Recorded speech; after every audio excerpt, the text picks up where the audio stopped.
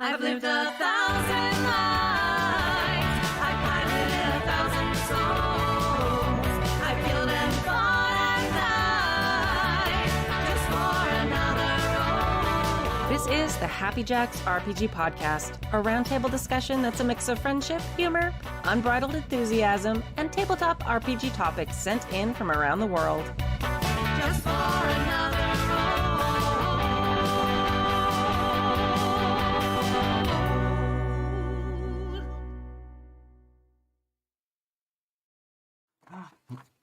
Hello, and welcome to the Happy Jacks RPG podcast, season 36, episode 21. I'm Pooja, I'm Adam. I'm Artem. and in today's episode, we hear from Eric from New Jersey as how to explain TTRPGs to family. Mike from New York State shares GM strengths. And from the archive in 2022, Weaselcreature talks note-taking. Oh, looks like it was made just for me. Yeah. Yeah. If you'd like to contribute a question or story to the show, email us at happyjacksrpg@gmail.com or post in the mailbag channel of the Discord. And highly recommend joining the Happy Jacks Discord. It is full of wonderful people, and we could always use more mail. I know the last time I was on a couple of weeks ago, it might have been last week, I don't know, time is a lie, Kimmy was saying that we are quite low on emails again. Low on emails. You know what to do. So send in your hot takes and let us tackle them. Yeah, Right. We're ready. bring it. Bring Yes. Yeah. it. It is possibly just where I'm sitting. Then there we go. So announcements. Our next game days will be on March 21st. It's a safe, fun, and free play environment. All games are required to use safety tools, and you can join in the fun on the Happy Jacks Discord server. And you could join if you go to happyjacks.org/discord, and it is a lot of fun. Game days, we have a server that is full of forever GMs, so everybody's always looking for players. There are a ton of different systems, so if you have seen a system that you are interested in trying out, then this is the perfect time to do it. We have a great community. Yeah. Shout out to all y'all. Yeah, 'Cause there's some creative people who are trying out their own systems on there. So you'll be like, you could be the first person to kind of be in on a game. I participated in a game of The Decay by one of the people, Matt Nevers. So it's kind of cool to be like, oh, on the ground floor to kind of this new thing that's emerging. You know, it's really neat. So yeah, lots of cool stuff on there. And if you're here and like our particular brand of weirdness, then keep in mind that most of our community is also the same brand of weird. So Exactly. you're going to have fun. Trust the Happy Jacks community. We're fun people. So Yeah. Come join And us. OrcCon 2026 is coming up February 13th through the 16th at the LAX Hilton. We will be doing our live show at 8 p.m. Pacific on Saturday night. Yeah. Join us for lots of fun and games. Strategicon is a ton of fun. When I've gone before, it is, even if you don't sign up ahead of time to play in a scheduled game, they have an entire floor dedicated to games on demand. And I know a lot of our Happy Jackers have gravitated towards that over the years, where it's just like whatever the mood, we're mood gamers. What can, it's, instead of mood readers, we're mood gamers. You know, we're anti-prep improv Californians. So come join the others. Strong on brand. Yes. Right. Yeah. We can now get that shirt. I know. so excited. I love it. Yes, you can buy that shirt. Kimmy has made that shirt. It's available on our merch page. So if you're coming to Strategicon, say hi. I'll be running 3 different games, including playtesting a game I'm designing.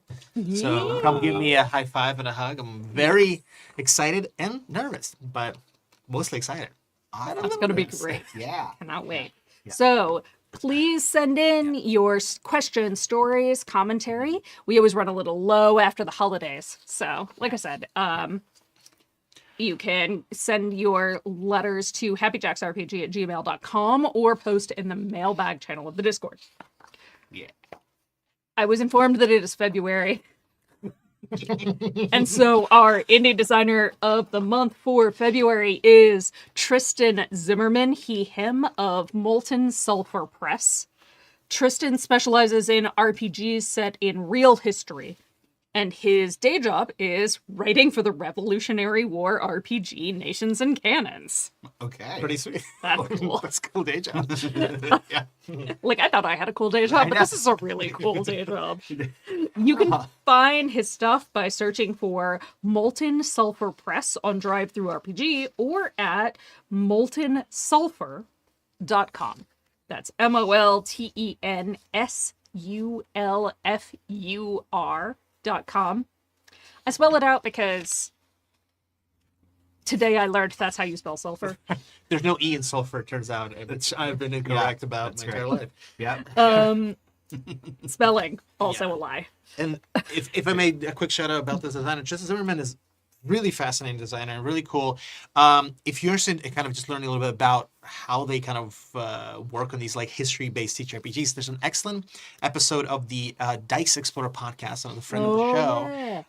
Sam Donwald is the host, and he did a series on the roots of Dungeons and Dragons. And him, Sam Donwald, and Tristan did an episode on the D&D Adventuring Day, and kind of like sort of kind of trying to understand the roots of that. But within that episode, he talks about running history-based like 5e campaigns with like kids to like teach them about history, about making decisions and how like, you know, how the revolution happened and blah blah, and people who took different sides. So it's really fascinating how, you know, TTRPGs are kind of being repurposed as like a literal educational tool about specific Which we can historical use facts. more and more of those nowadays Really as they interesting. destroy education Yeah. in the United States. So Yeah. so look up Dice Exploder and search for Tristan Zimmerman.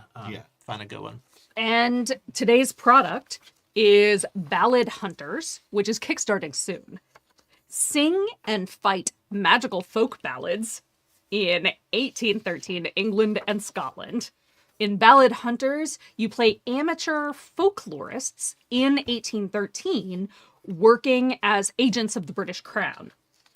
Across England and Scotland, the folk ballads of the common people are coming to life. Where ballads are sung, sometimes the lyrics take hold of people, forcing them to act out the events of the danger from the songs manifest supernaturally. You need to anticipate these events, mitigate the damage they cause, and help people where you can. And you are uniquely suited to because you are folklorists, so you know all the songs. Hey, Joey, this is Joey Bait, right? Oh yeah.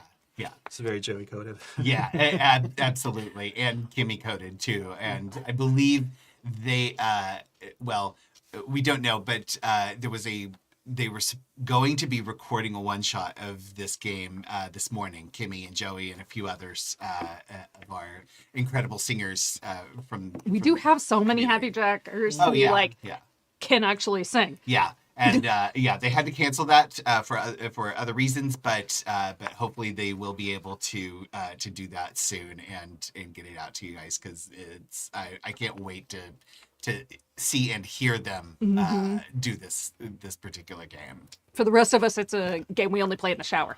But it is an investigative game that uses the gumshoe system with opportunities to be creative. Each character has access to a single verse from a ballad and can make that verse come to life. The player explains the relevant imagery or action in the verse, and it comes into being. Sticking to the text of the verse both constrains and inspires creative interpretations. Search Ballad Hunters on DriveThruRPG for a free download of the Early Access Edition. This Early Access Edition of Ballad Hunters has everything you need to play a one-shot about the traditional song Barbara Allen. Yeah. And now we're going to get into the letters. Yeah. Okay. Let's do it. Is that the traditional song Barbara Allen by oh damn it. It was going to be so good, but I forgot the band's name. But there's an old country song called Barbara Ann. Okay, Barbara that was Ann, what I was. Oh, the beach. The beach word. That makes me feel. That makes me feel Oh, is so that much Beach better. Boys? Yeah, I so, think so. But like, I don't think it's Barbarella. Yeah. But that's exactly what I thought. I was like, I was just trying to be obnoxious and then I flubbed it, but I'm glad you guys were there too. we were there. the for fact totally. that all three of us were all Yeah. like, Yeah. and I'm sitting here and I was like, I didn't know that was a folk song.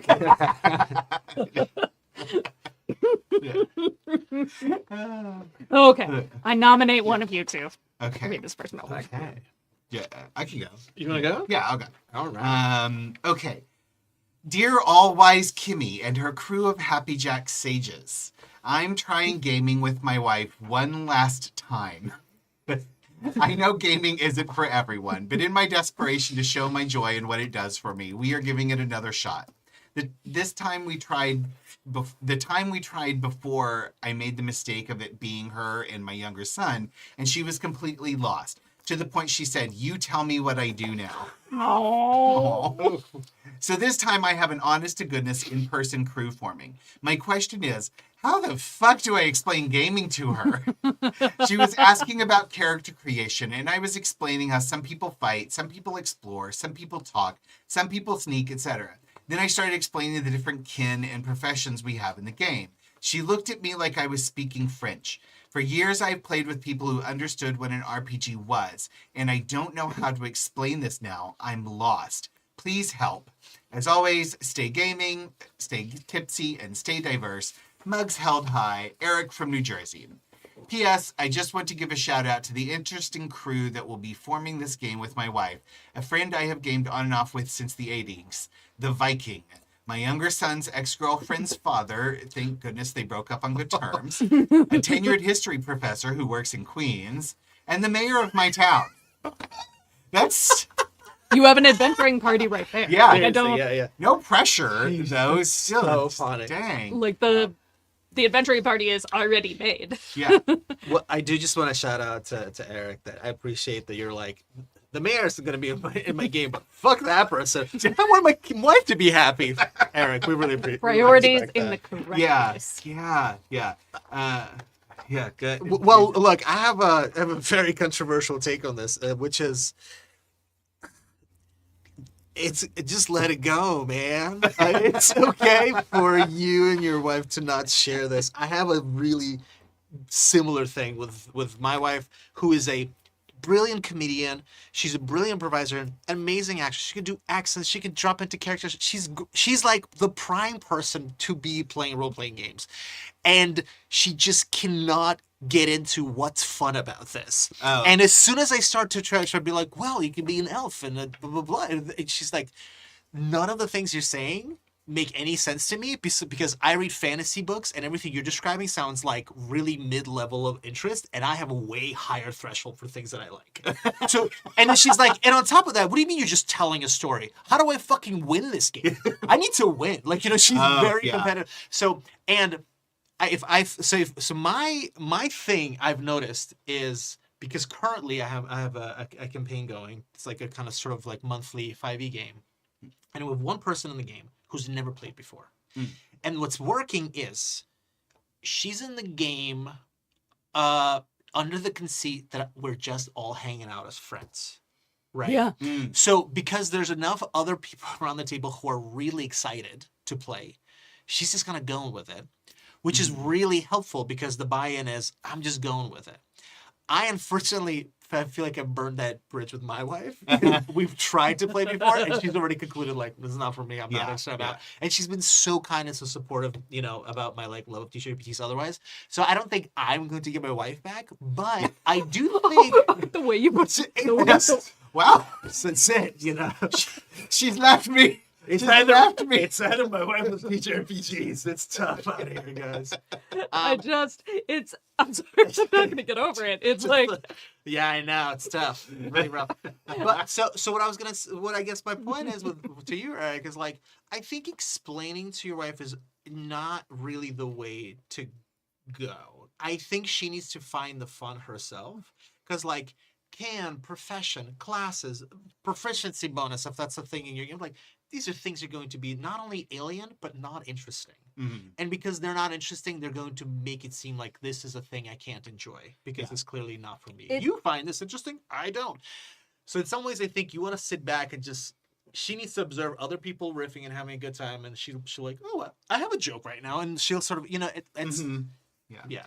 I That's think- kind of my pitch. Yeah, my biggest pitch on this, having weirdly, like, I don't try to explain TTRPGs to my family. My mother still thinks that I play board games on Sundays every week with my friends. I tried really hard and it just never quite. Yeah. But at work, I've had to explain TTRPGs a lot because people constantly ask you what you did on the weekend. And Right, yeah. the highlight of your weekend is playing D&D for 3 hours. But the thing that I think that is the biggest hook in terms of new players is the storytelling and fun and the quality time.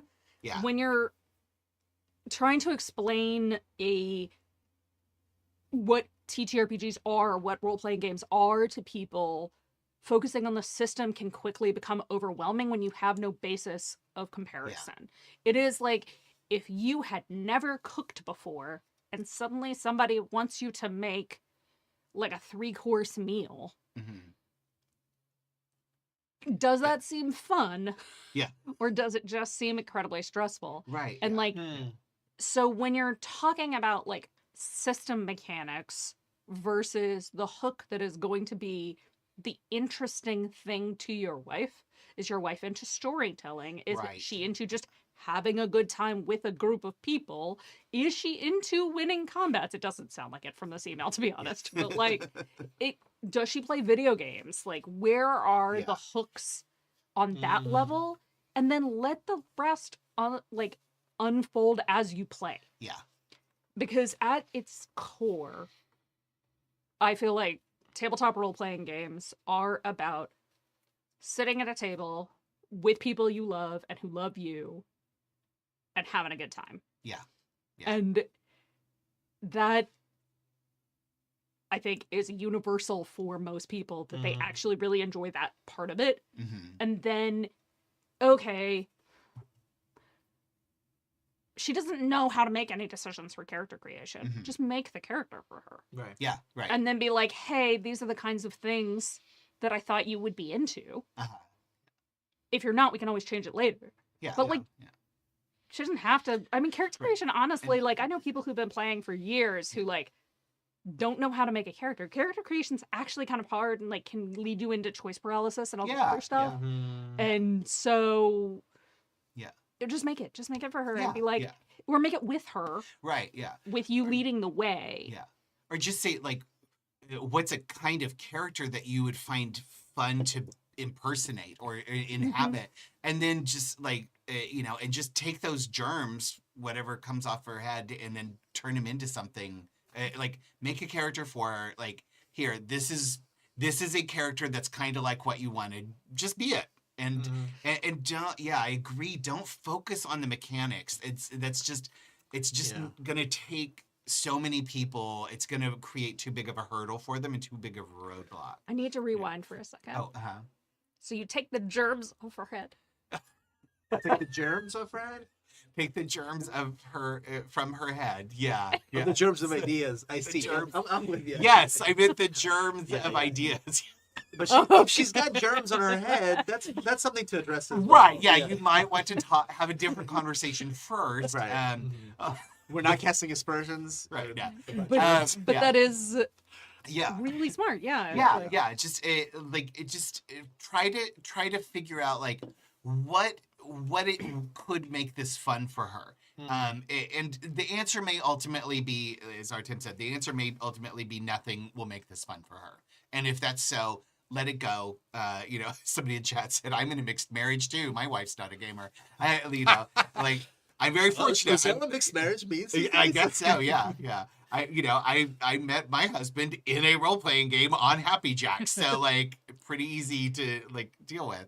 But There's well, an entire rom-com just Oh, yeah. waiting to be told about y'all's so relationship. oh my just so you god, know. yeah. It's like the nerdy version of heated rivalry. Yeah. So, With more oh, singing. $1 billion idea. Yeah, way more singing. Yeah.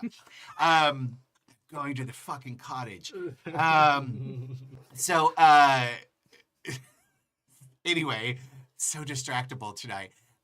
So one of the things that somebody brought up in chat is that it's basically it's like playing pretend, but it's with rules and stuff. And my friend Cameron McNary, who's done a lot of podcasting, he's a playwright, he's an actor, does a gaming podcast. And we've been friends for a long time. We played 3.5 like was 25 years ago is when we met, playing 3.5 at the Utah Shakespeare Festival. And let me tell you, like, when you've been in games with actors from the Utah Shakespeare Festival, it's real hard to live up to that later. But I yeah. worked at the Utah Shakespeare Festival. Oh yeah! Oh my God! We need to.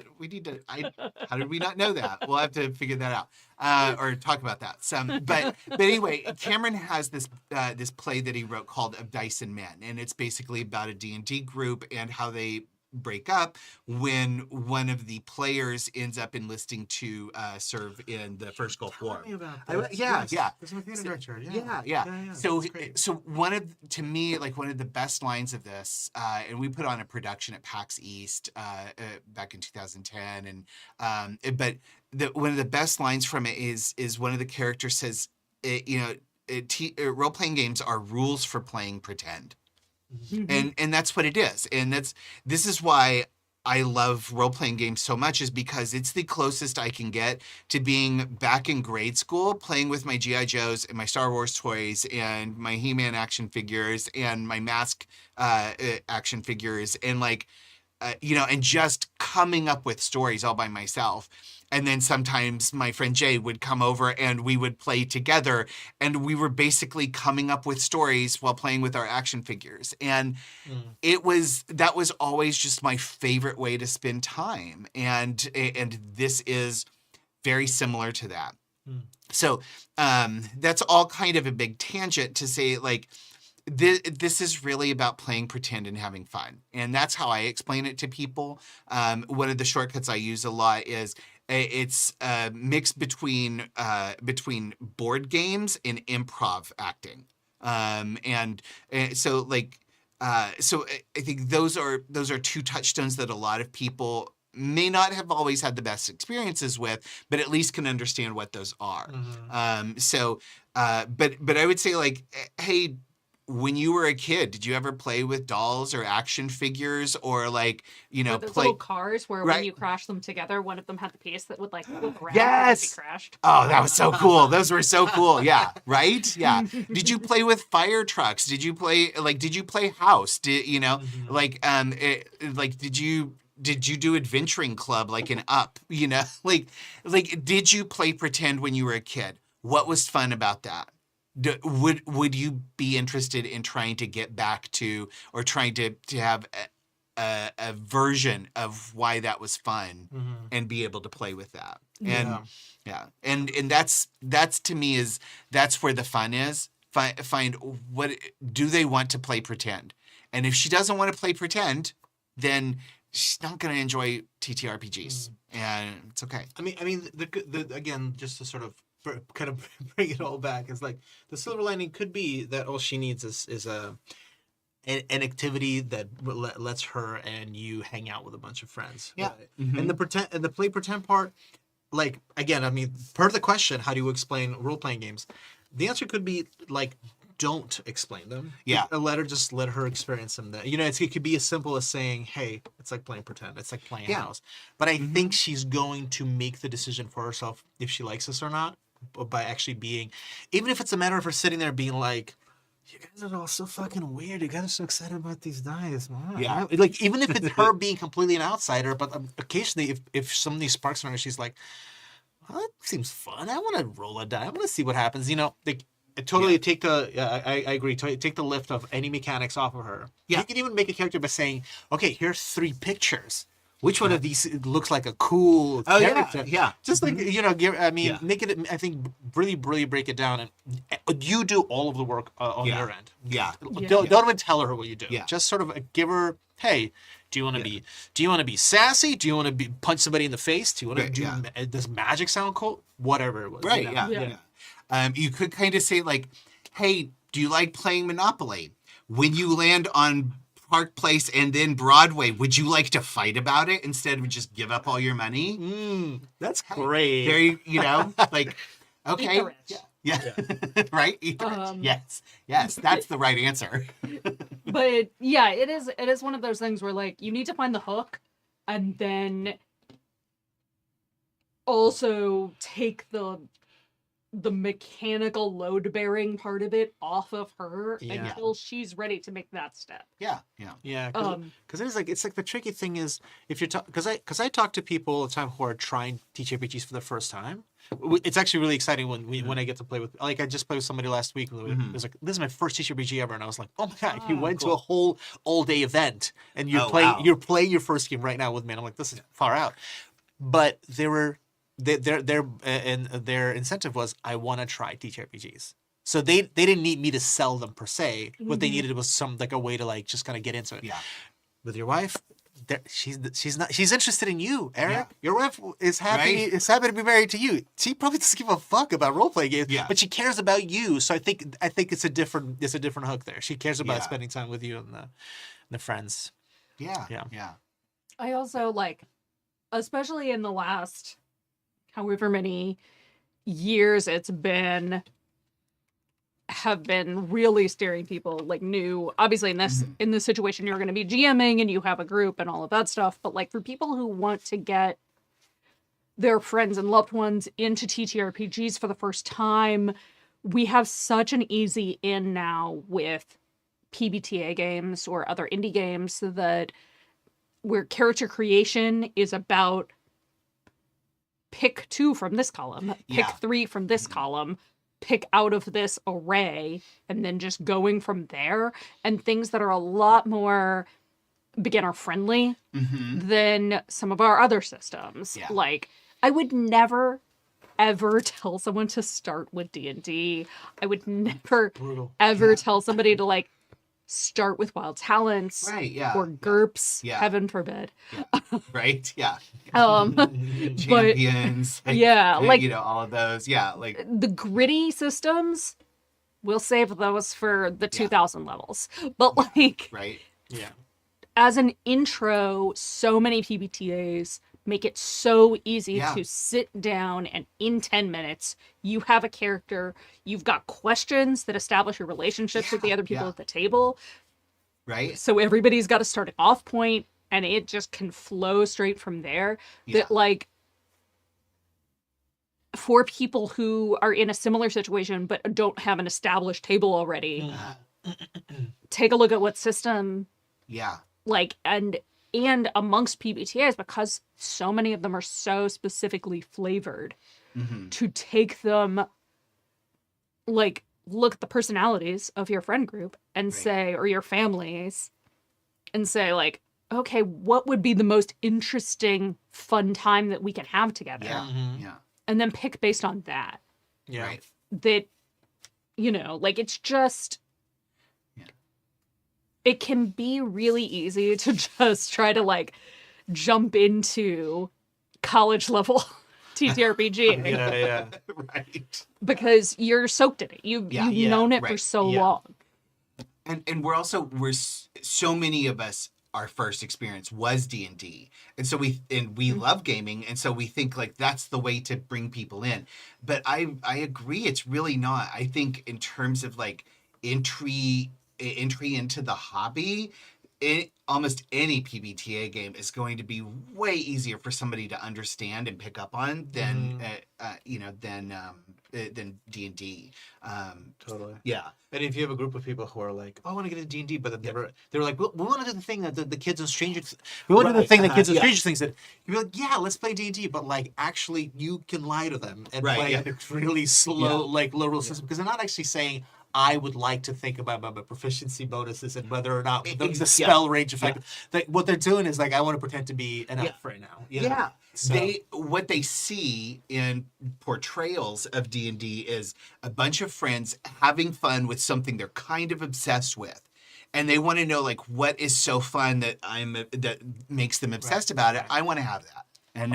And so I think that's when people say, "Oh, I want to play D&D." That's what they really mean. Yeah. And honestly, like I know there are mixed reviews. But honestly, I think Dungeon World is a really excellent intro for people in the sense that like it recreates a lot of D&D tropes, but has that PBTA walkthrough. Yeah. And I really strongly stand by Monster of the Week as probably one of the most evocative, easily enterable games out there. Everybody understands that genre, but there's also like Starscape and Demigods, but if people are into teen superheroes, do masks, like there's a lot of options out there, and almost every one of them are going to be so much easier to digest for an early or first time gamer than D&D will be. So yeah. Oh, do we have a stream problem? Do we have a tech issue? Stand by. No. We're in a hold, folks. We're Okay, and we're so back. Okay. so yeah, Wait, it's just been one person. Okay. Yeah. it is like there's a lot to think about. I understand wanting to get your loved ones into the hobby, and so thank you so much for writing in, Yeah, Eric. thank you. Yeah. Yeah. And good luck. Yeah. Yeah, good. Report back. Right.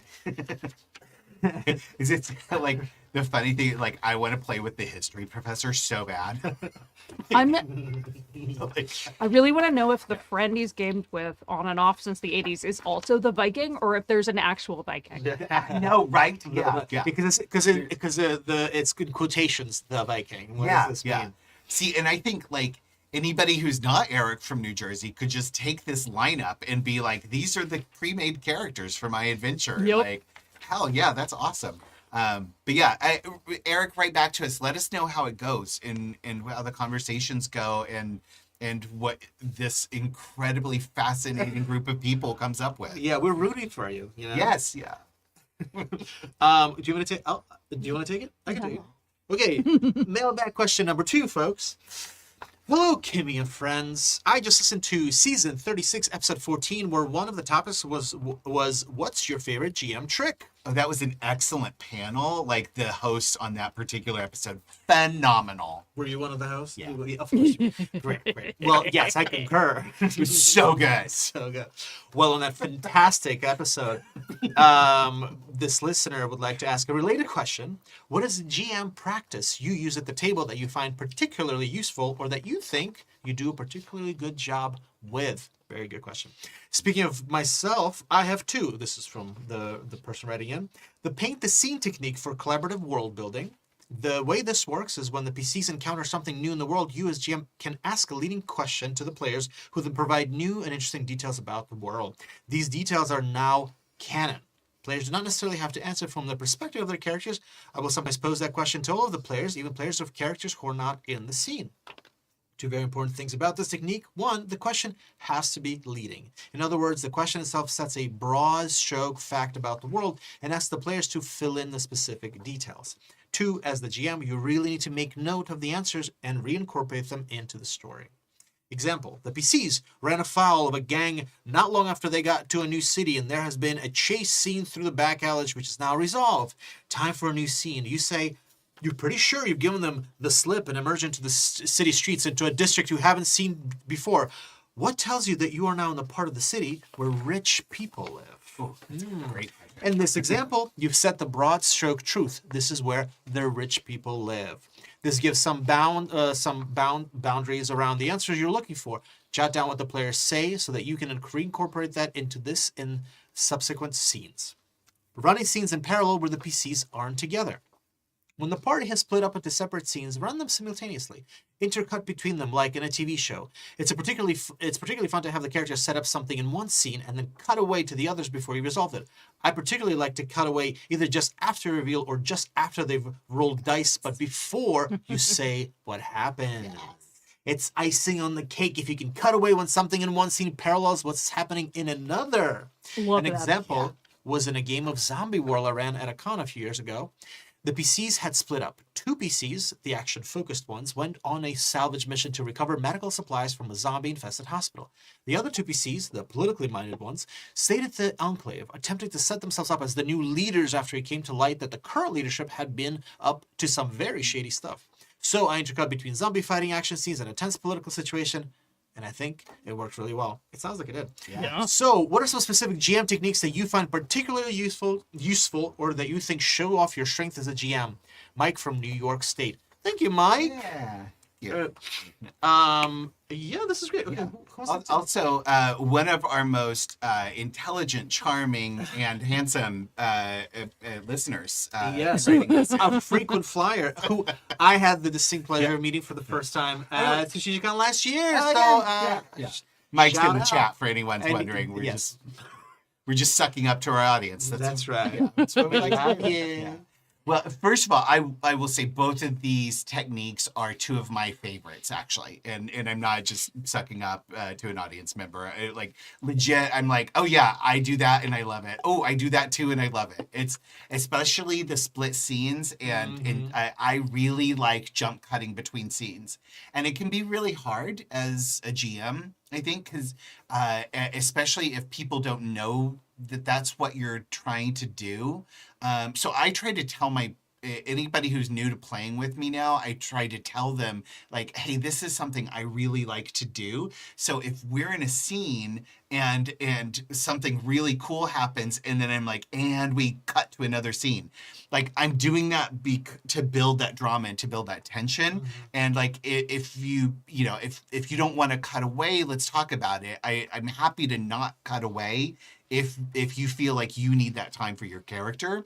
But I find that most people really enjoy it. And also when you have a split party, it really helps you keep spotlight focusing so nobody feels like, okay, I just sat here for 45 minutes. What the fuck, dude? So, Yeah. So, yeah. So those highly agree, first of all. So I'm trying to think of my others that I do. One of the things that I think I am very good at is timing and pacing over a session. I feel like that's something I would agree. thanks. Your pacing is excellent. Having played at a few tables with you, I would say, like, yes. Thank you. Thanks. I really like it, and I feel like just my sense of a table. I feel like I'm very strong at just naturally leading to a really good build-up moment to end the session and leave people wanting more. And so that's one of those things where I'm like, I think I'm pretty good at this.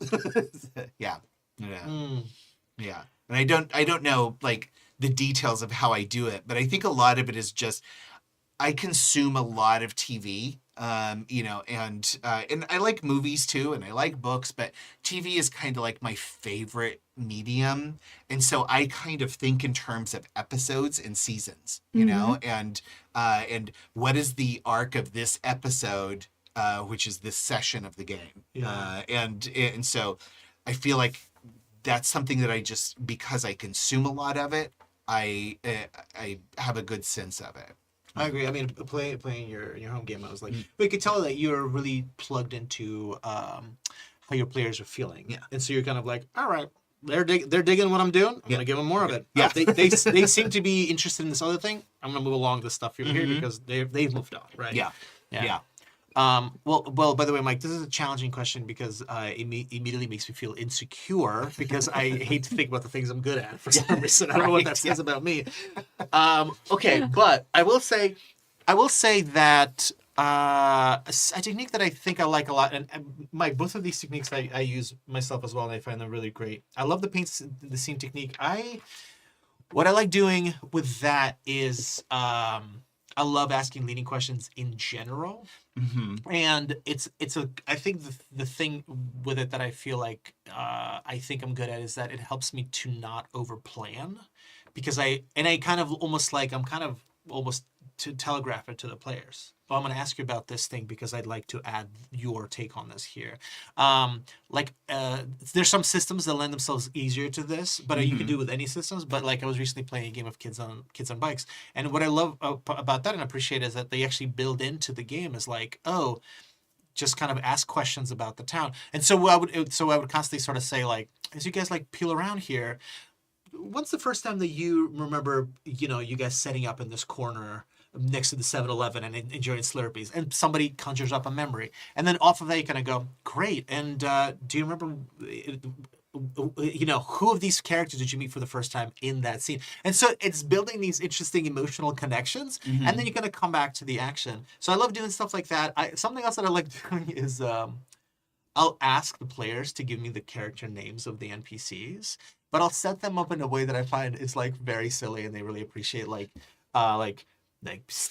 before you stands, before you is a character you've heard of a lot. They're known as the Fiend of the Elder Woods. They have been terrorizing the region forever, and they're known by the most haunted name. And somebody's like, Steve, and I'm like, Steve has been terrorizing the Elder. And it's like canon, and suddenly you have and it adds levity because you know that the players are then like so sucked into we want to build a pantheon of Steve and his their underlings, and it's really exciting because it seems silly, but it becomes so memorable and so something like that the characters really emotionally connect to. And I guess with that, I'd say that my kind of tactile thing as a GM is, and I got a compliment about this last week, so I feel like that it's still kind of glowing from it. But somebody pointed out, said, I really appreciate how often you are telling the players how great they're doing, how excited you are about their choices, how much you're pumping them up. This guy was just like, honestly, I just have not heard somebody be this positive to somebody at a game, and just the amount of times you said, that's so interesting, or, oh, I love what you're doing there. I think that's my view of a game or a piece of art that I created collaboratively is like, I want everybody in the room to feel like they're doing their best that they can. And I think coming from that perspective, sometimes I know that somebody will feel fulfilled because they've contributed an emotional moment, a connecting piece. Oh, somebody will feel fulfilled because they got to collaborate on solving a puzzle. And so I want to lean into that and then, validate them and applaud them for it. That really came across in What About Bob's. Oh, absolutely. And I would say the recognition of everyone at the table has been a real joy to watch when you GM. It really is. I feel like after a secondhand glow from it, it makes me warm inside. Beautiful. I didn't do anything, but Thank you guys, that's so kind. But no, it seems like you really take to heart that concept of be a fan of the players, and and that really comes through a lot. So thanks. I think that one of the things that I end up doing, and this comes back to as much as I would like to be a no-prep and proud Californian. But one of the things I enjoy doing, and I think I am good at as a GM, is actually making a lot of a web behind the scenes that then comes out, and then choosing times to reveal certain actions to the players. So things that have been happening, and so connecting what the players are doing with what the NPCs are doing and what their goals are, and having those actions have consequences in the world. And I enjoy it too because I feel like it really gives them a sense of being in the world. And this is something we've talked about on the show before, that actions have consequences. Right? That sounds so ominous, and I need it too. But yeah, that those layers, and having people having the NPCs and antagonists and also friendlies, allies, have their own goals and purposes and all of that. I really enjoy making those parts of it come to life for my players. So that so that it gets them sucked in and yes. it gives them a more like grounded, immersive experience. Yeah. Oh, that's so great. That's so rewarding. Oh, Yeah. heck yeah. I also like to think that I'm good at setting a scene. Yeah. I don't know. I've complimented myself as much as I can in one day. You know, but We all have trouble. I'll echo that. Yeah. And I think Yeah. probably all three of us, I mean, Yeah. Pooja, I haven't had the joy to be at your at a table at UGM yet. I haven't either, actually. I'd love to. Yeah. But I can attest that Adam does a great job of setting the scene. I like to pride myself that I do a pretty stellar job of setting up environments, which I have been leaning into. So for the last year, I've been obsessed with running a very specific module of the game Mothership, and I've just been tearing apart this module called Gradient Descent, which is a mega dungeon. It's super rad, but it's set inside of a huge industrial warehouse. And when I say huge, there are spaces in it where, you know, the frame of reference, the scale would be like if this dies, for people who are listening, I'm holding a die in my hand. I'm setting it down on a table in the studio, and I'm saying the scale is this is the size of a human, and this whole entire studio is the industrial floor. So that's a really compelling idea of scale. You know, this is like kind of a thing that I was really into in Mouse Raider too, like just kind of imagining things that are really, really. But so understanding that like the players are going to get more out of this experience by actually feeling the immersion in a world like that. Yeah. It's much more about the world than like let's take a second and appreciate how alien that feels. And then especially a lot of the rooms in like the Great Descent Mega Dungeon are completely pitch black. I was It's about alarming, to say, right? It's like, this like especially when you're at that scale, like your sense of vision and what you can perceive is so much more limited than this like camera high wide angle gives you the idea that like it's like no, these are the things you can see, this is the stuff, and both limiting and also making that limiting interesting for the players. I love that about horror games when you can only see very little, but it's not that you just can only see that's very little, but there's few details. Some of them might be comforting. A lot of them are going to be disturbing, even if they are comforting things that, like, when the lights are on, that blanket is absolutely, like, that blanket draped on the back of that chair is really comforting. When the lights are off, is that a person crouching down waiting to jump out at you? It's that different in setup.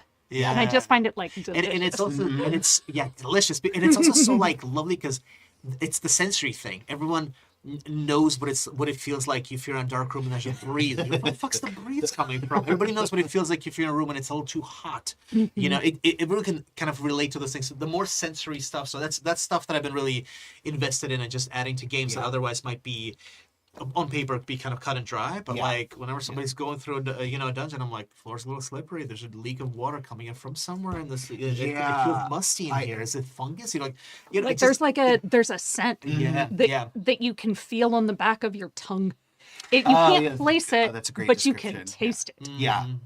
I've been really trying over the last couple of years, really trying to focus in my GMing on expanding sensory descriptions when I set up a scene. And so like, because I feel like I'm pretty good at explaining the visuals of a scene.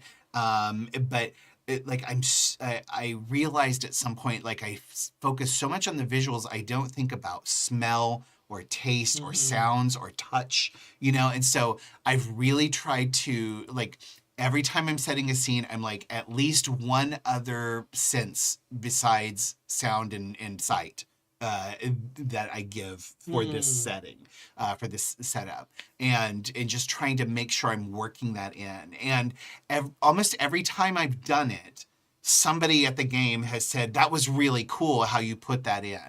And, so it's like this like, rewarding, like, feedback. That, like, oh yes, this helps people. It really does. And I love that you're focusing, because this is a thing that, like, it can be overwhelming both as a GM and as a player to get the full sensory effect. You don't have to for every scene.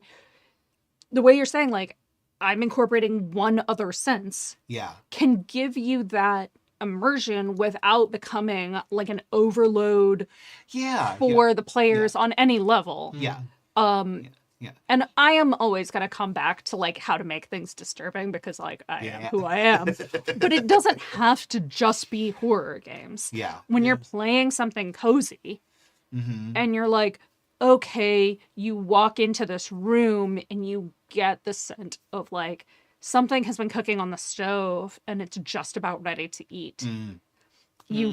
You have like there's the sound of like a crackling fire and you can feel the warmth of it coming out of the hearth. Yeah. Or like if you're in something that's like more of an adventurous situation and it's just like you walk into the celebration and the music is playing in the background like a jaunty tune, you can hear like you can hear the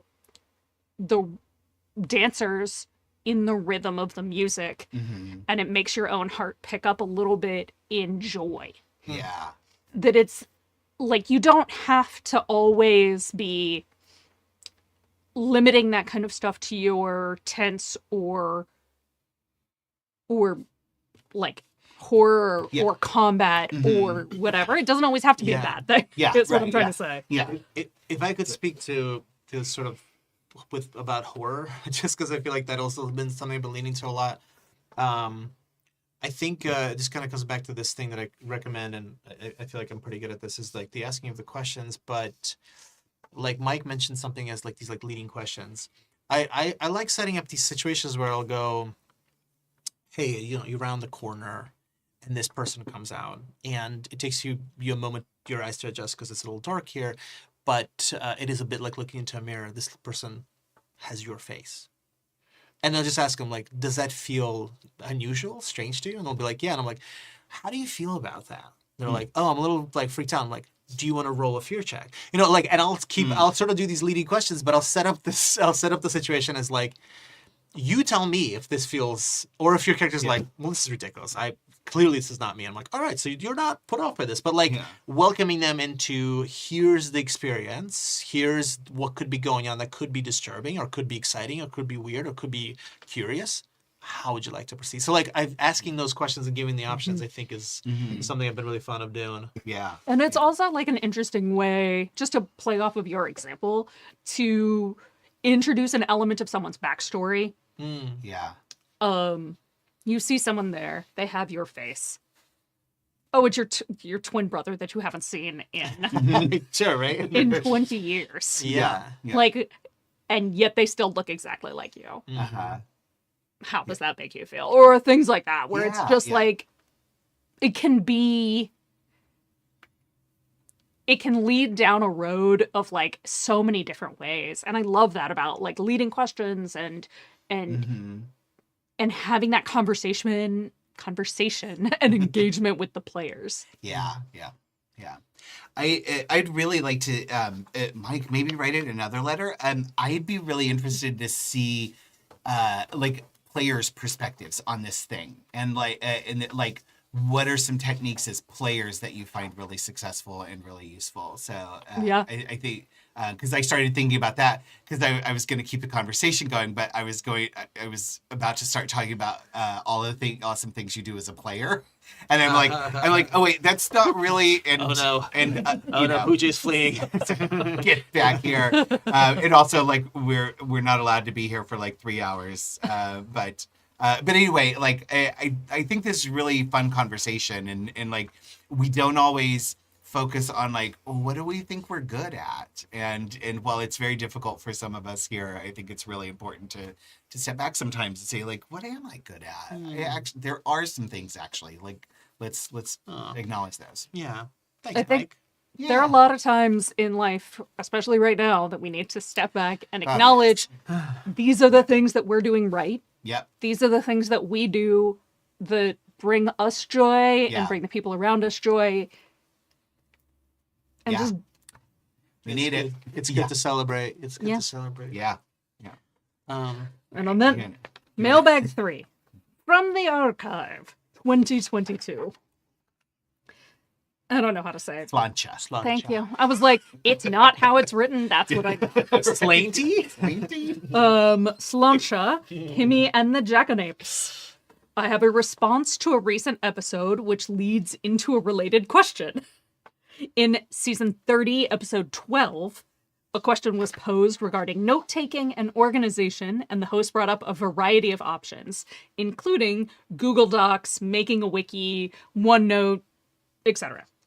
The first thing that popped into my mind was Obsidian Portal, and I was surprised it wasn't mentioned, but not to have my foot in my mouth too much. It's a good thing I kept listening as I was typing this email, because Nick did mention it near the end. I think Obsidian Portal is pretty slick, as you can have a wiki section complete with hyperlinks. You can have notes that only certain members can access. That is cool. Yeah.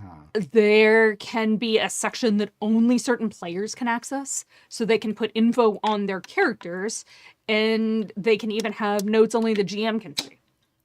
The downside of not just Obsidian Portal, but any online tool, from Facebook groups to even just group texts, is player usage. This leads to my question. Any tool I've used that's meant for the group to take part in tends to fail because there's usually only half the group that accesses it regularly. Do you have any tips on getting players more active in online away from the table tools? Or, and this is probably the case, should we just resign ourselves to the fact that some people just won't do anything game-related once they've left the table? Keep on rocking like dogging. Weaselcreature in the LDC. Weaselcreature on the forums, Discord, and on X. Well, you get the idea. Yeah. Yes, resign. Resign. Yeah, look, I'm not to just jump in here real hot. I, as a GM, have a really hard time taking notes, and I can get into later about what I do. But I play in a ton of one-shots or two, 3-part things. Somebody's making fun of me because we were playing like a mini campaign of Electric State last year. Somebody's making fun of me because they were looking over at my notebook and they were like, "You wrote down the Madonna in and then the word itchy, and like that's all you wrote during the entire session." And I'm like, "Yeah, like And I go, I don't even know at this point. But like in my mind, like I remember what my character was maybe feeling, was going through, but like I'm bad at taking notes as a player. And saying I'm going to really be at the table. I'm sometimes make notes about like, oh, here's a thing that would be fun for my character to ask this character, right? But or something that would be interesting to follow up. But like that'll pop up. But I usually do this thing where I'm like, if it feels right in the moment, that's what I'm gonna go with. That's as a GM, man, I really struggle with this. So yes, there are players who are 100% never ever gonna read anything about in the notes, and that's a toughie. That's a toughie to kind of accept. Yeah, do you want to? No, I have this. It's so interesting to me, but go ahead. Oh, okay. So yeah, I have a complicated mixed relationship with note taking. Most of the time I do not take notes at all. But there are some games that I end up taking extensive notes, and others that I just like don't hardly do anything. One of the main things I do as a player is I write down names of NPCs, and sometimes I'll write down like 1 or 2 notes about what they're like or why they're important. But it's really like most of the time that's what I do. As a GM, I write extensive. Well, it depends on what I'm going to play. If I'm playing something like Masks, if I'm GMing Masks, no notes. There's no prep. Same with Monster of the Week. Like I might like have a list of some names. I might have a couple of things written down, but very little prep. But with more crunchy games, like my D&D home game that I'm doing right now and the Dune game that I'm doing, like the D&D game has I think it's probably close to 100 pages now. of just I call it a compendium. It's everything I know about the campaign, everything I know about the characters. Like it has entries for everything. It's set up like it's on a Google Doc, but it's set up like here is a full-on setting book essentially of this campaign that I'm doing. And I also did that with the Dune game. So the other thing is that I have a separate document that is the secret stuff. So I have my first document, or I have my document that is all of the background notation and like anything important that I need to know.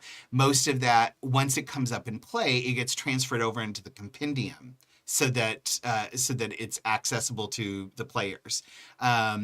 Because if it hasn't come up in play, then it's not canon, right? And so I have this whole huge document about what is happening in the Dune game, what led up to this, like hundreds of years of history that I've kind of got laid out a little, vaguely, but still kind of like laid out enough for me to know exactly what it was in my mind, so that I can pull it up at any time. But none of that goes into the compendium until it comes up in play. And if it actually makes it into play unaltered, then I'll just copy paste it over.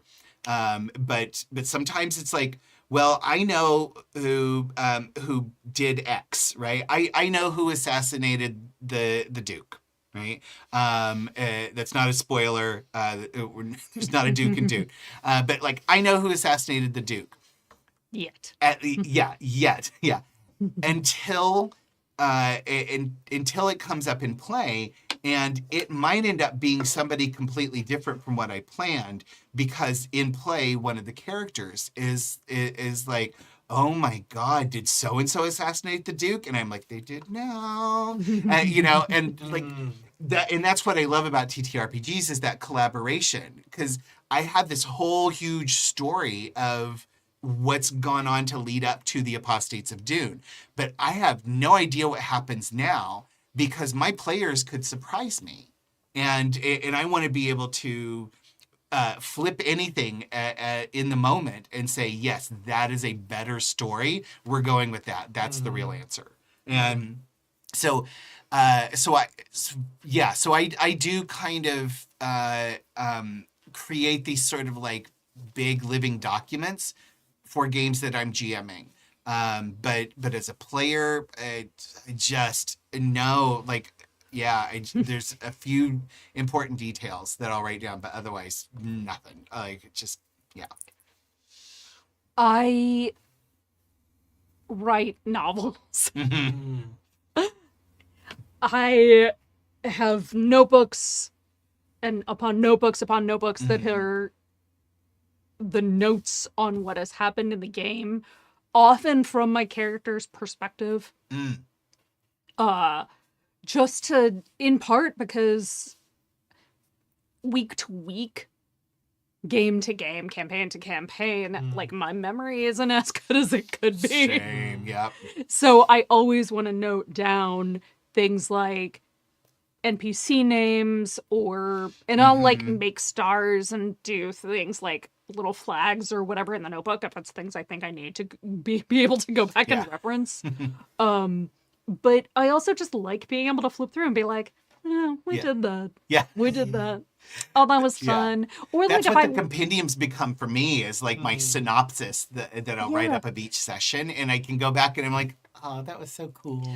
Or as I'm playing a campaign, I can go back and look at it as a player and say, okay, this is kind of where I'm at the arc. This would be an appropriate thing to like, this would be an appropriate time to like move towards this if I have an idea for what I think the overall character journey is emotionally.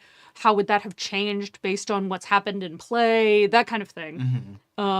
And it's something that I can look back on before I start the next session to get me in the mindset of the game. So I take notes.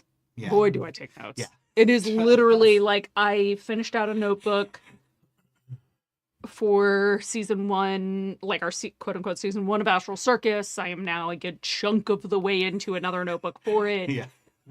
I know that I'm going to be able to look back at those later and be like, ha, ha, ha, ha, Yeah.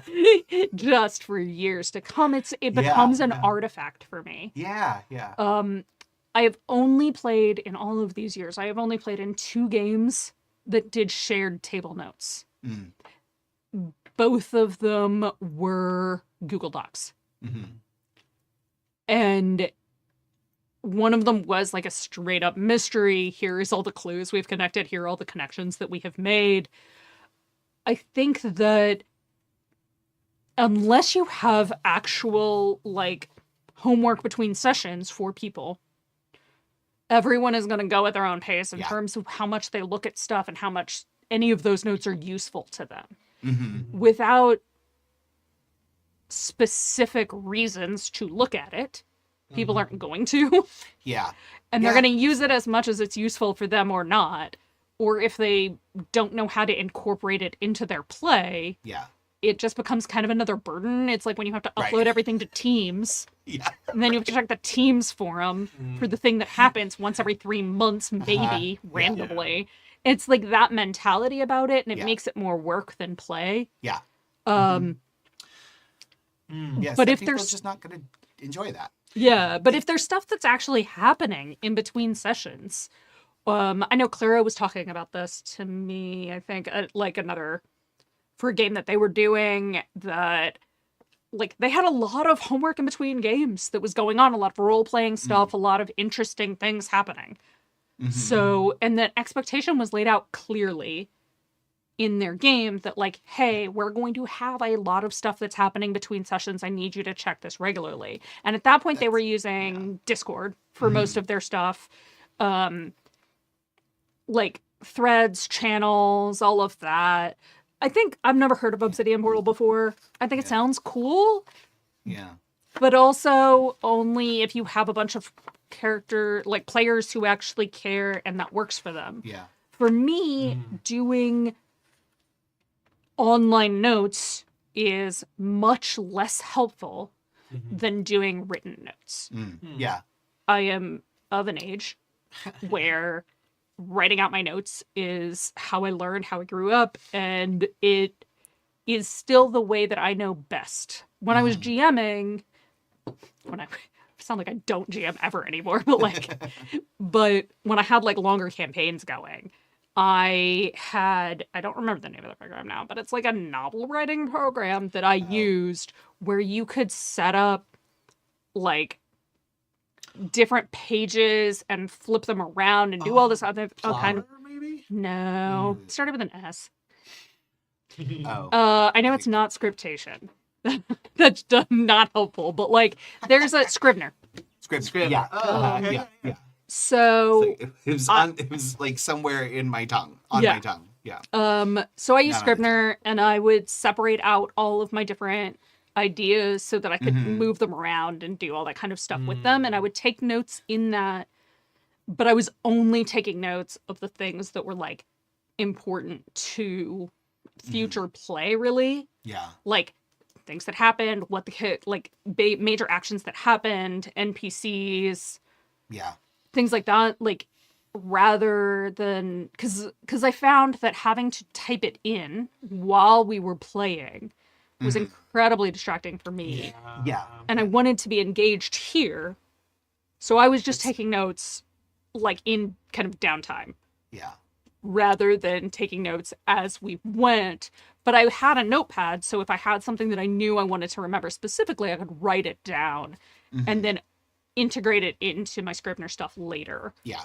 But I find that it's also much easier for me to engage in play and at a table with handwritten notes than it is typing anything. Yeah. Yeah, if I'm typing notes and and I have like in classes and things like that before and in negotiations, and if I'm typing, like it is just like my hands are on autopilot and I'm just listening, but I'm not like part of the conversation. So if I need to be part of the conversation like I do at a gaming table, like I can't be typing. It's not the same. It's just not the same. I can scribble down some things, but like I can't do the extensive note taking. It's funny because like in Astral Circus, it's me and Dion on this side of the table, no notes being taken whatsoever. And on that side of the table, we've got Sam and Pooja taking like these extensive novelizations of the session. And then now I sit down at the DM's chair like the next day and I see all of Jason's little scribbles on Post-it notes. So it's just so very different. All arranged. Yeah. I will say, I went through like I think a long period of, for this person's question, is like not to discourage note taking, but I went through a long period I think of figuring out how I like to play games, and for a long time I thought like, I really need to catalog all this stuff, and so I tried World Anvil for a little bit, which is really fun, but it's really overwhelming because it's like make a map. There's a town. When you click on that town, there's like a thing that breaks off, and it's super cool. But then suddenly I'm like, oh my gosh, I'm gonna spend hundreds of hours outside of my game just doing this, and it suddenly was like a kind of like, what am I trading off for the time that I'm gonna be dealing with, And then to that point, I'm not gonna recall everything that I wrote down, and suddenly during the game, I'm feeling a little distracted because I'm trying to remember all this stuff, and I'm not present in the moment. And so I started finding that, and at one point I remember my wonderful brilliant wife like did some research. She found this like OneNote template that this like online DM had put together, and it's like this, and it was still a similar thing. It's like, well, there's a sheet for NPCs and there's a sheet for threats and advancing factions and blah blah. And I'm like, oof, this is also. I remember at some point I stumbled across the blogger Sly Flourish, and he's got a book called The Lazy DM Dungeon Master's Trap. And I remember it made a huge impression on me, where he just has like a quote where he's like, prepare only the things you need and forget about everything else. And I'm like, oh, that's cool. So what are the things that I need to prepare? And I was like trying to figure out like, what am I actually going to need at the table? What do I want to have ready?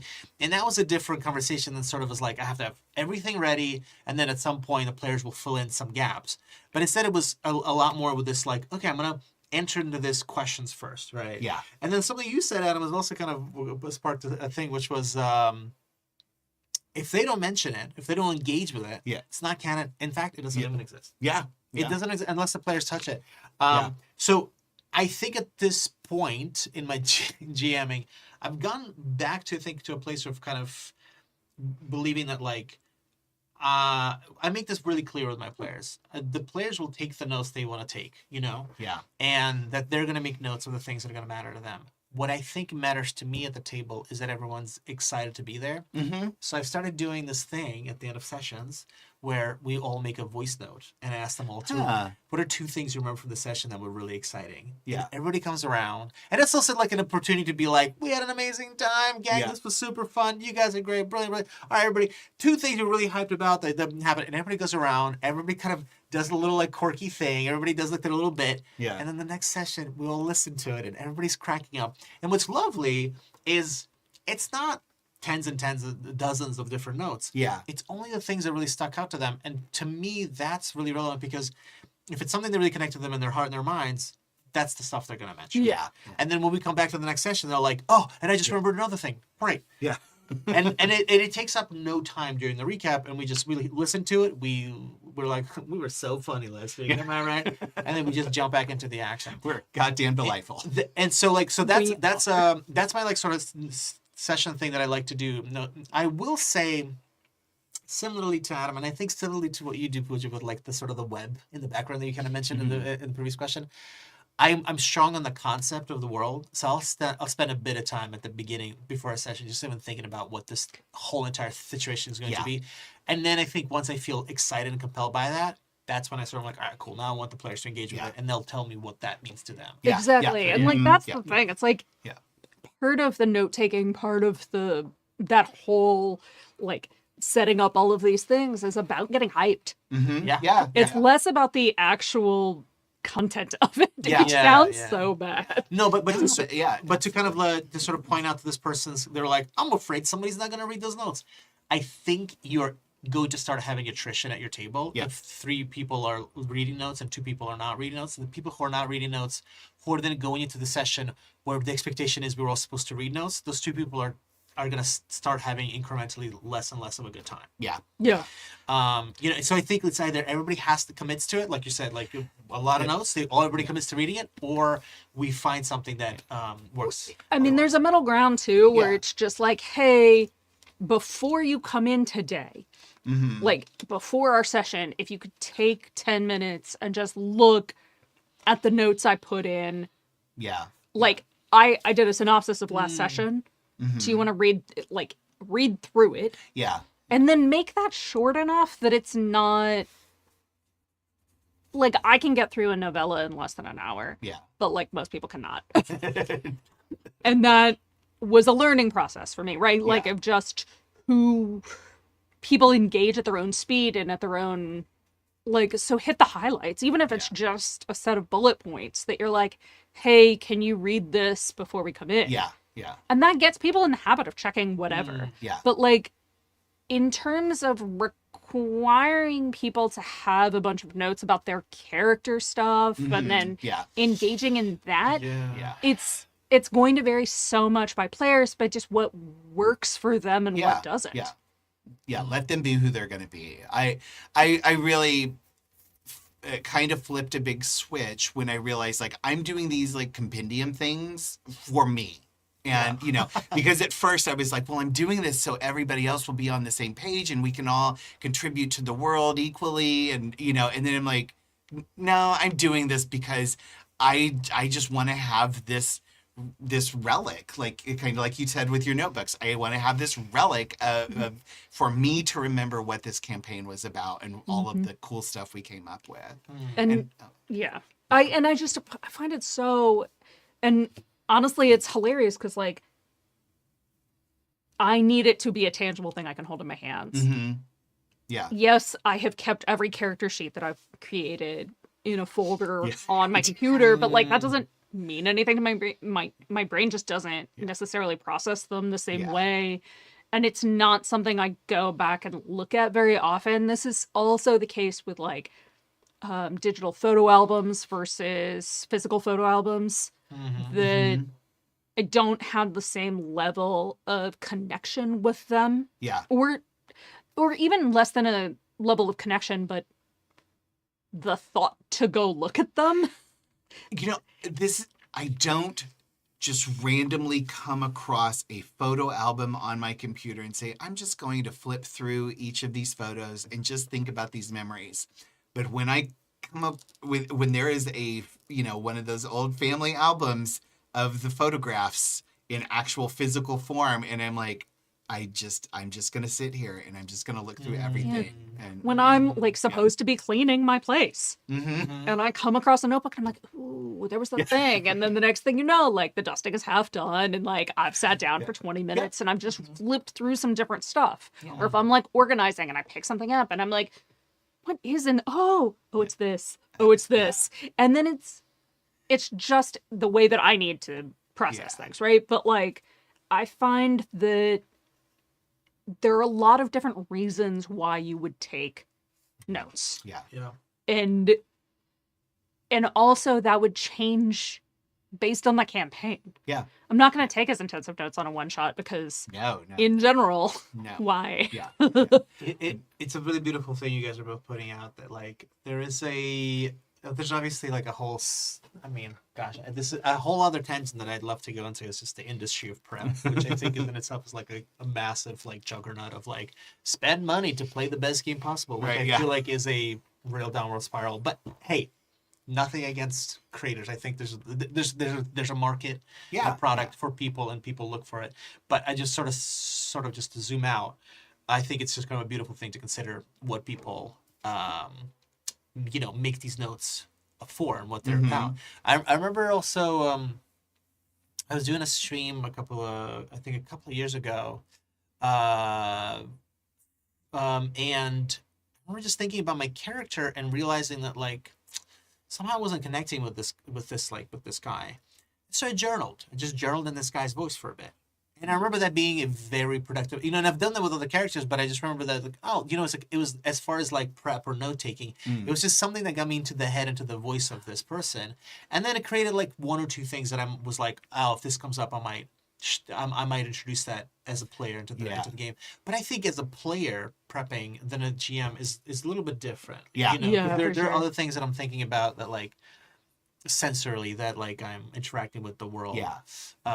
Because as a player, you're kind of making notes about a solitary perspective, just yours, right? Yeah. The GM, obviously, there's all these other things to bake in. Yeah. Yeah. I would love to have a conversation about prep as a player. Because it's a whole different world for me than when I'm prepping as GM. Yeah, Yep. and I feel like it's not as discussed as much. I think Yeah, we have so many podcasts, this wonderful podcast Yeah. included, about how to run the best game So- possible. Yeah, right? So people, write in Yes, How you prepare. to Happy Jacks. right? Yep. Also, I want to point out, because I just think it's interesting, but so I'm pretty sure, but I was not in the episode where this letter from Weaselcreature was read, but I was in the episode that he's referring to when we first talked about that, because I remember that conversation. I'm pretty sure I was in that one too. So I love it was, that. Yeah, it's kind that- of fun, like two different letters referring back to previous episodes, and I was in both. I was in both of them. It's the Adam. Yeah. What do they call them when you're like at the end of a when real Adam reunion episode? Oh yeah, yeah. The doesn't make- retrospective. Thank Yeah. you. Yeah. I was like, none of It's what an I just Adam said. makes sense. Adam retrospective. retrospective. I Yes, love yeah. that. So if you want to hear more of my thoughts on things, then you just Yes. need to write more letters. So Yeah. The great So- Yeah. Let's do it. No. You all Thank know I will you. talk about anything for you another time. Okay. So thank you for joining us for season 36, episode 21. Please support our indie designer of the month, Tristan Zimmerman, he, him of Molten Sulfur Press. That's MOLTENSULFUR.com. Thank you to our chat mod, James V. Couldn't do it without you. And our amazing Patreons who keep us ad-free and independent. You can join their ranks at happyjacks.org/Patreon. And please, as we said, we would love to get some letters from player perspectives. Eric, write in and let us know how this game went with your real life adventuring party. happyjacksrpg@gmail.com or the mailbag on the Happy Jacks Discord. That's happyjacks.org/Discord. People want to know. There's so many Yeah. GMs that want to know, how are players thinking about the Yeah. So, I am Pooja. I don't use pronouns. If you want to find me on the internet, I am on Blue Sky and Discord and occasionally Instagram as Forgotten Saves. If you want to hear me play TTRPGs, you can find me here on Sundays currently with Adam in the Astral Circus as we wrap up this campaign. It's been a journey, and I'm gonna bawl like a little baby by the time it's done. I want to thank all of y'all for being part of this community and remind you that in these times, we are US-centric, obviously, based in Los Angeles, but there are a lot of things going on in the world, and it weighs heavy on a lot of people in a lot of different ways. Check in with those that you love. Check in with the people who support you as well, and remember to find the joy in your life because it is there. Absolutely. Hi, everybody. I am Adam. I use they, them pronouns. You can find me here on Sunday evenings playing in the Astral Circus. We have so much fun on that. Oh, I was going to say, like, one of the things I do take notes about in that game is all the fun stuff that you guys say, because what you all don't know is that after we finish an episode of Astral Circus, we do Stars and Wishes. And it's just like, oh my God, there were so many fun moments in each episode that we're so excited about each other. Like I forget because like what was my favorite thing, because there's like 12 other awesome things that happen before we get to that. So that's my notes in Astral Circus is here's the funny thing that Pooja said. Here's the funny thing that Dion said. But anyway, Astral Circus, Sunday nights, it's a blast. We're having a really good time. And then on Monday nights, where I'm having a great time, but the characters are not, come join us for Apostates of Dune. It's our Dune Adventures in the Imperium actual play, the RPG by Modiphius. And we're playing a story set in the Imperium a couple of decades before the birth of Paul Atreides. And things are getting like real heavy. But we're here on Monday nights at 7 p.m. Pacific. So please come and join us for that. On Tuesday nights, right now, streaming over at our friends Emporium for the Wayward Gamer. You can find me on an Aliens RPG project that we did. It's a series of 4 shots of different phases of an alien encounter, and I play in the colonist section.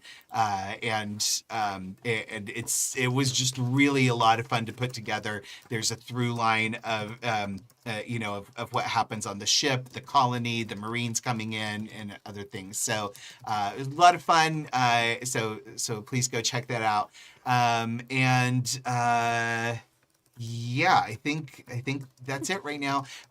You can also check out my art on my Redbubble store, which is redbubble.com/people/hoobuk, HOOBUK, where you can buy cool stuff with my art put on it, and then I get money for that. Yeah, And which it is is really very- helpful. It is very good art as well. Thank you. Yeah. Are you putting up jewelry up there too? I haven't put up jewelry yet. You Yeah, got I know. I need to. Yeah, I am actually wearing like my earrings, earrings and necklace I both made. Yes. So yeah. I'm eventually wanting to get more into the into selling my jewelry as well. But right now, just my art and illustrations. So yeah. Amazing. I echo everything. Watch Astral Circus. Watch Dune.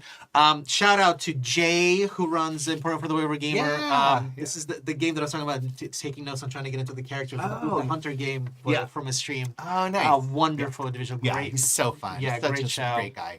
He, I don't know if he's going to be a strategic on this next weekend. I gotta check over there. I hope so. Yeah. Yes, and you're always so dudded up in your bling. It's gorgeous. The jewelry you make. It's fantastic. Thank you. Gang, I'm Artem. My pronouns are he and they. You can find me on Instagram at Artem directly. I have a hard-hitting podcast about horror movies and food. I pair scary movies with sandwiches, and me and my guests, we get into the layers of both the movies and the sandwiches. You can find that at Scary Movie and a Sandwich Podcast. That's on Instagram, and it's on YouTube and on all other podcasts. And that one's had a bunch of people from the show. I've had Darby Pack on it. I've had Mo Poplar. I've had Greg Hellings from the Story Games community. I've got an episode coming up with Kai. Nice. I've got an episode coming up with Terry Gamble. So lots Terry. of folks from it's my worlds colliding. Yes. The nerds and the horror freaks. We're all coming together. So yeah, Scary Movie and a Sandwich. Check me out there. And I am running a ton of games, gang. Follow me on Instagram. I'm always looking for new players. I'm always looking to meet new folks. I'll be at OrCon. I'll be running an original module inspired by Gradient Descent of Mothership.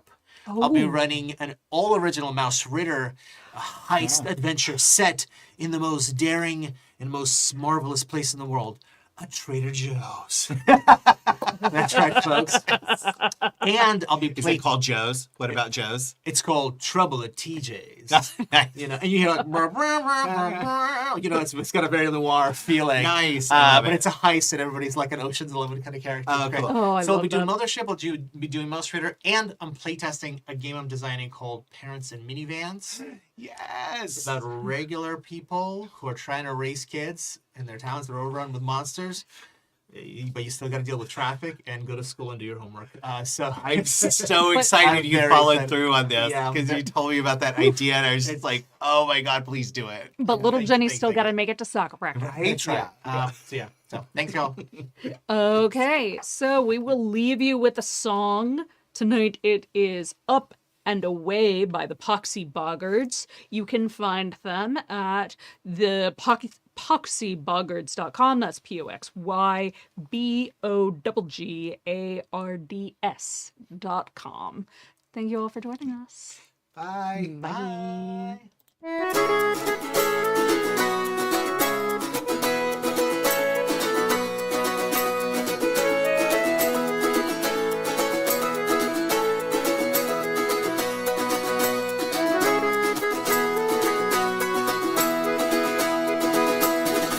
Now when I was a young man, we lived near the sea strand, and my folks kept a tavern called the Admiral's Head. And old Salts by the fireside would tell of the seas wide, the far foreign shores, and the lives that they'd led. And it's up and away in the morning, oh the tears my poor mother has cried. But the sea it had called me, and you may say I'm balmy, but I went to her just like a bride. And it's up and away in the morning. Well, I walked into Bristol with cutlass and pistol, a new bosun's whistle and a swagger in stride.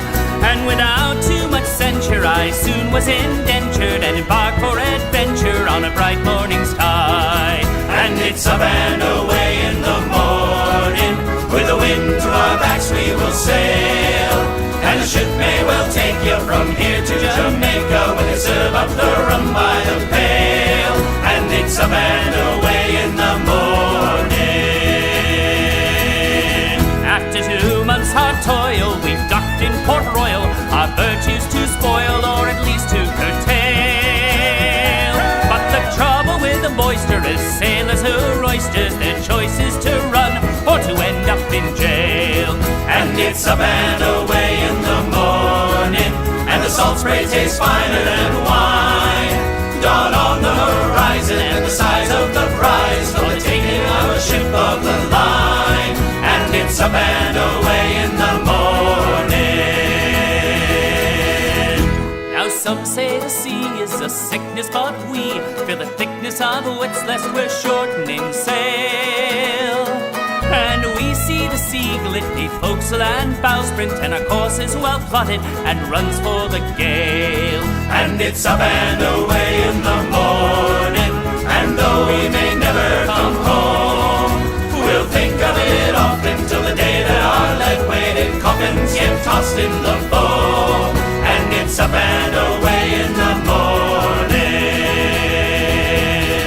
and it's up and away in the morning. With the wind to our backs we will sail, and the ship may well take you from here to Jamaica, where the storms and the waves they will toss you and shake you, and you'll do desperate deeds for which God might forsake you. But there's nowhere that we'd rather be.